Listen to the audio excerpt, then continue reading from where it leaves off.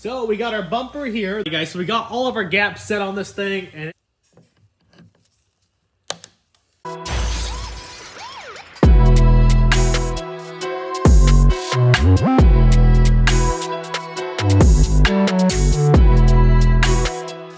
what is up, guys? Welcome back to the channel. On today's episode, as you guys can see behind me, we got the L5P Duramax behind us over here, and we're gonna go ahead and get this whole front end torn apart.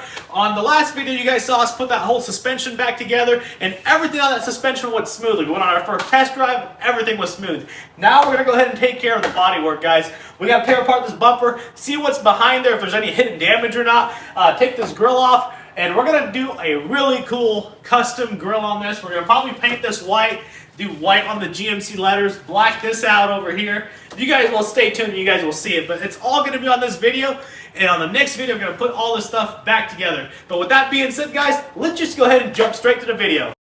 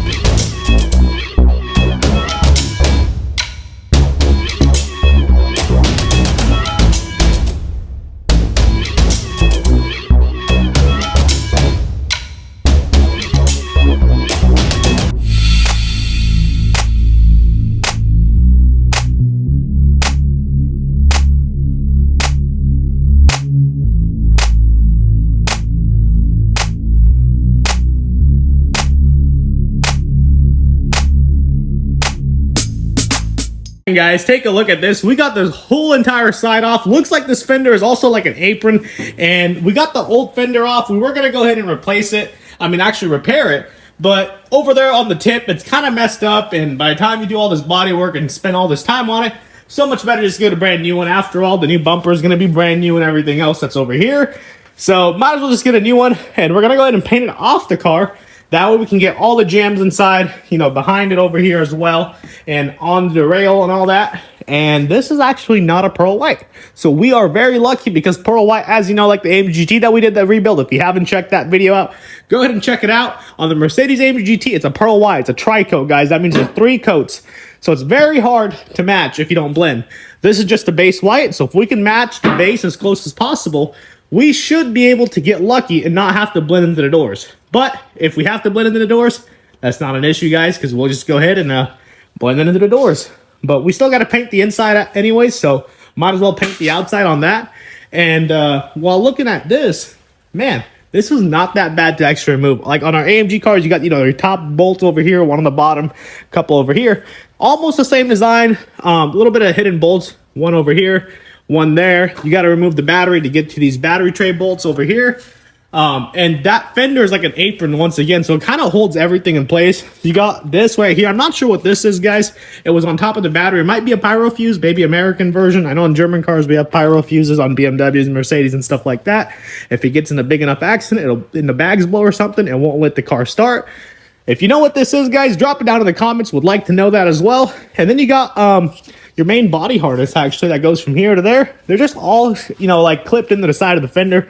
So once you get all the fender off, you got to be careful so you don't rip all this off. Got to get one of these little clip tools right here, clip them all out, and get them all out. All right, so this is the headlight that came off the truck. As you guys can see, the lens is perfect, but there is a crack right over here. We have a little bit of a stress crack on the tab right here, and also there as well. So we're gonna go ahead and get this plastic welded and then get this repaired. That way we can save about $700, $800 on the used market on these. Or if you want a brand new one, $1,200, $1,000. Just depends on where you get them from. So it'll save us a good chunk of money. Let's go ahead and repair this.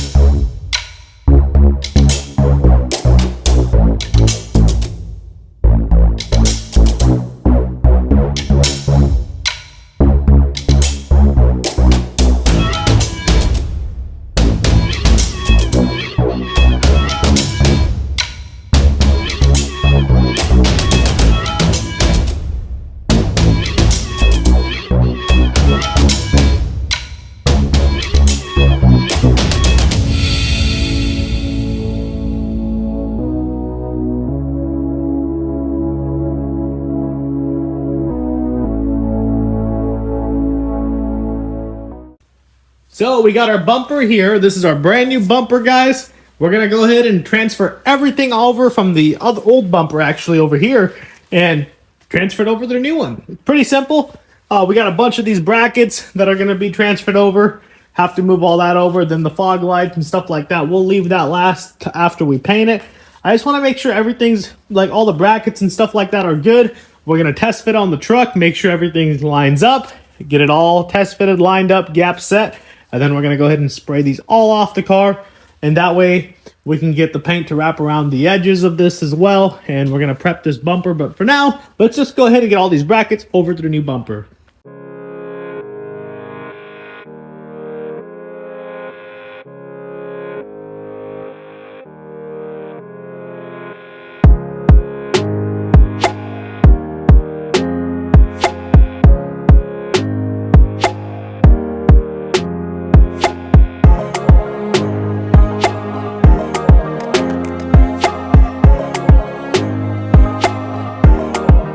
So we got this bracket off already, guys. Already on there. Already helped out George actually and actually put him on the wrong side, these clips, thinking this goes here, but I just realized his bumper's clipped. And so, you know, it's upside down, so the bracket from this side was supposed to go on this side, but since the bumper's upside down, I put the clips on this side, realized the clips don't fit. So, you know, George, how do you feel with me doing all the work for you already? Oh, I absolutely love it. It's so much easier this way. Well, George is going to go ahead and hold up his end of the bargain over here and transfer these parts and help me out. Is it going pretty smooth? The brackets look good? It looks like it's coming out all easy. This side doesn't look bent at all. Just got to get that little guy out for the wiring harness, and this will come right out. Nice. So let's go ahead and get right to it.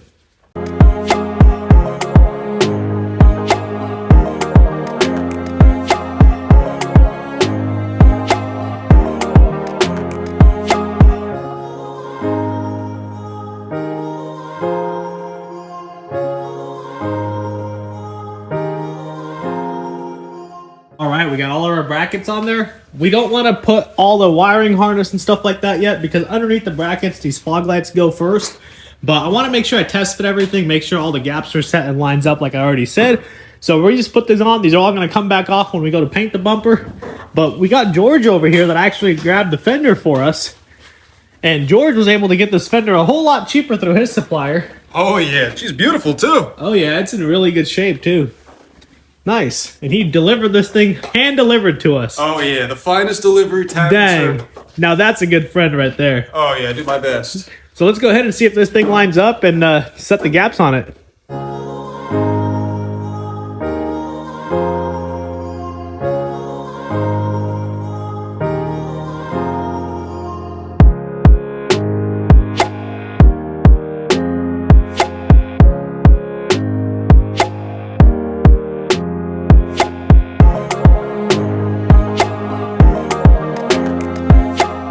Hey guys, so we got all of our gaps set on this thing and it looks really good. Everything came out perfect, lines up perfect. That's how you know you have no frame damage or anything like that, which we already knew that, but that's how you can tell. If you throw stuff on there and it doesn't fit, you have frame damage or something shifted out of place, you gotta pull on it or bend it or something. But everything fits perfect. We got the bumper semi-assembled, so let's go ahead and throw the bumper on there and see what that does.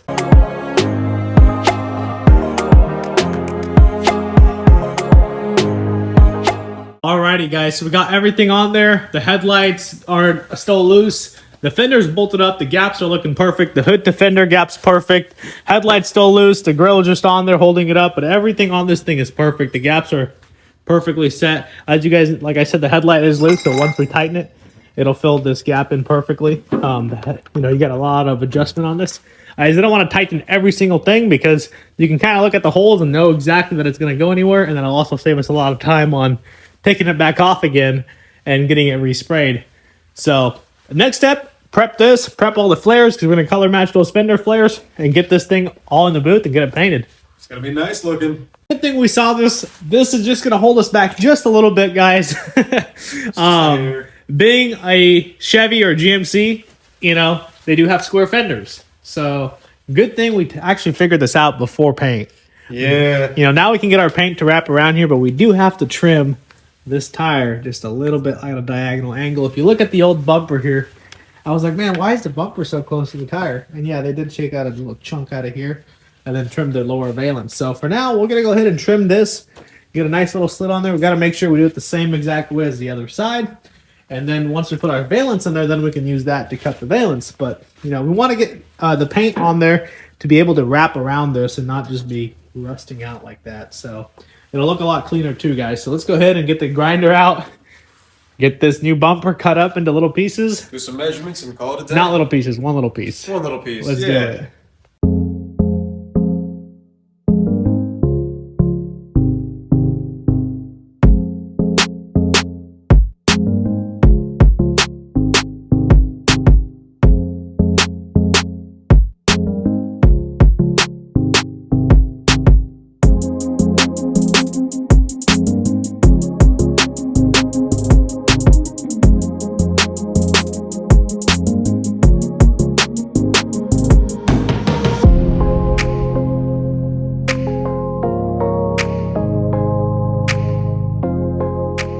Alright guys, so that's going to be a wrap for today's video. I really hope you guys are enjoying how this GMC Sierra content is just coming together, guys. On the next episode, we're going to go ahead and spray in all these panels, guys, and hopefully put this thing back together. I'm super excited. I cannot wait. But if you guys want to make sure you guys know when the next episode is out, make sure you're subscribed. If you like the video, give it a thumbs up. And if you have anything to say or comment or anything, or any tips or suggestions or anything really, comment it down below. But until then, guys, we'll see you on the next one. Peace.